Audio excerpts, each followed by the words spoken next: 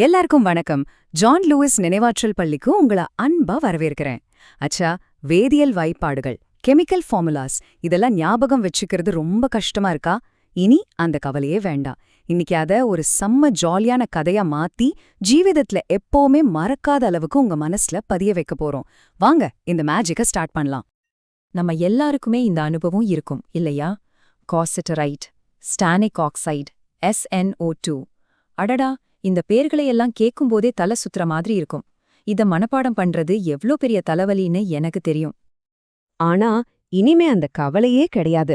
உங்க குழப்பத்தை எல்லாம் தூக்கி போட்டுட்டு தெளிவா சிந்திக்க வைக்கிற ஒரு சூப்பரான டெக்னிக்க உங்களுக்காக கொண்டு வந்திருக்கேன். இது வெறும் மனப்பாடம் கிடையாது, இது ஒரு மேஜிக். இனிமே கெமிஸ்ட்ரி உங்க விரல் நுனியில விளையாடும், பாருங்க. சரி, நம்மளோட விளக்கத்தோட முதல் பகுதிக்குள்ள போகலாம். எல்லா ரகசியத்தையும் தனக்குள்ள ஒளிச்சு வச்சிருக்கிற ஒரு சிம்பிளான ஆனா மறக்கவே முடியாத ஒரு கதைய கேட்க நீங்க தயாரா? வாங்க போலாம். இதோ இவர்தான் நம்ம கதையோட ஹீரோ. பேரு ஸ்டான். இவர் ஒன்னும் சாதாரண ஆள் இல்ல, ஒரு வெள்ளிய டப்பா, அதாவது ஒரு டின் கேன்னால செய்யப்பட்ட ஒரு மனிதர். இந்த உருவத்தை உங்க மனக்கண்ணுல நல்ல பதிய வச்சுக்கோங்க. ஒரு டின் மனிதன். இங்கதான் நம்மளோட க்ளூ இருக்கு. நம்ம ஹீரோவோட பேர் என்ன? ஸ்டான். இது வெள்ளியத்தோட லாட்டின் பெயரான ஸ்டான்னம்லிருந்து வர Sn அப்படிங்கிற கெமிக்கல் சிம்பலை ஞாபகம் வச்சுக்க நமக்கு உதவுற ஒரு சாவி மாதிரி. ஸ்டான், Sn, சிம்பிள் இல்லையா?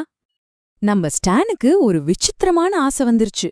புண்ணியம் தேடி காசிக்கு போகணும்னு முடிவு பண்ணிட்டான். கொஞ்சம் கற்பனை பண்ணி பாருங்க, ஒரு டின் மனிதன் காசிக்கு யாத்திரை போறான். செம்ம காமெடியா இருக்குல்ல? காசிக்கு போறதுதான் சரியான, அதாவது ரைட் ஆன முடிவுன்னு அவர் ரொம்ப உறுதியா நம்புறான். இந்த ரைட் அப்படிங்கிற வார்த்தையை நல்லா ஞாபகம் வச்சுக்கோங்க, இது ரொம்ப முக்கியம். சரி, இப்ப நம்மகிட்ட இருக்கிற இந்த 2 துண்டுகளையும் ஒன்னா சேர்க்கலாமா? அவன் எங்க போறான்? காசிக்கு. அது என்ன மாதிரியான முடிவுன்னு நினைக்கிறான்? ஒரு ரைட்டான முடிவு. அப்போ காசி பிளஸ் ரைட். ரெண்டையும் சேர்த்தா என்ன வருது? காசிட்டரைட். பாத்தீங்களா? வெள்ளிய தாதுவோட பேரை நம்ம கதை எவ்ளோ ஈஸியா நமக்கு கத்துக் கொடுத்துருச்சு. நம்ம ஸ்டான் காசிக்கு போன அந்த ரைட்டான பயணம் தான் காசிட்டரைட். இனிமே இதை நீங்க மறக்கவே மாட்டீங்க. சரி, பேருத்த கண்டுபிடிச்சாச்சு. ஆனா நம்ம ஹீரோ எப்படி காசிக்கு போறோம்? இதுதான் நம்ம மெமரி பசிலோட அடுத்த கட்டம், அதாவது அதோட கெமிக்கல் ஃபார்முலா. அவன் ஒரு மாதிரி வித்தியாசமான வண்டியில பயணம் செய்யறான். அந்த வண்டிக்கு 0 மாதிரி, அதாவது O வடிவத்துல 2 பெரிய சக்கரங்கள் இருக்கு. அந்த வண்டியில நம்ம ஸ்டான் போறத உங்க மனக்கண்ணுல நல்லா ஓட விட்டு பாருங்க. இப்போ இந்த காட்சிய கெமிஸ்ட்ரி பாகங்களா பிரிக்கலாம் வாங்க. அந்த வண்டில எத்தனை ஸ்டான் இருக்கான்? ஒருத்தன்தான். அப்போ Sn1. சக்கரங்களோட வடிவம் என்ன? O, அதாவது ஆக்சிஜன். எத்தனை சக்கரங்கள் இருக்கு? 2. அப்போ O2. இப்போ எல்லாத்தையும் ஒன்னா சேர்த்தா நமக்கு என்ன கிடைக்குது? SnO2. SnO2. இதுதான் காசிட்டரைட்டோட கெமிக்கல் ஃபார்முலா. ஒரு ஸ்டான், 2 O வடிவ சக்கரங்கள். அவ்வளோதான், சிம்பிளா ஒரு கதை மூலியமா கத்துக்கிட்டோம். சரி, எப்படி ஞாபகம் வச்சுக்கிறதுன்னு கதை மூலமா பார்த்துட்டோம். ஆனா ஏன் அந்த ஃபார்முலா SnO2 அப்படின்னு இருக்கு? அதுக்கு பின்னாடி இருக்கிற அறிவியலையும் புரிஞ்சுக்கிட்டோம்னா இந்த விஷயம் உங்க மனசுல ஆணி அடிச்ச மாதிரி பதிஞ்சிடும். வாங்க அந்த ரகசியத்தையும் உடைப்போம். வெள்ளீயத்துக்கு, அதாவது நம்ம டின்னுக்கு 2 விதமான மின்னூட்ட நிலைகள், அதாவது சார்ஜ் இருக்கு. ஒன்னு பேரு ஸ்டானிஸ், அதோட சார்ஜ் +2. இன்னொன்னு ஸ்டானிக், அதோட சார்ஜ் +4. இப்போ நம்ம வண்டி சக்கரங்களுக்கு வருவோம். ஒரு சேர்மத்துல ஒவ்வொரு ஆக்சிஜன் அணுவும், அதாவது ஒவ்வொரு O சக்கரமும் எப்பவுமே -2 அப்படிங்கிற நெகட்டிவ் சார்ஜ்ல தான் இருக்கும்.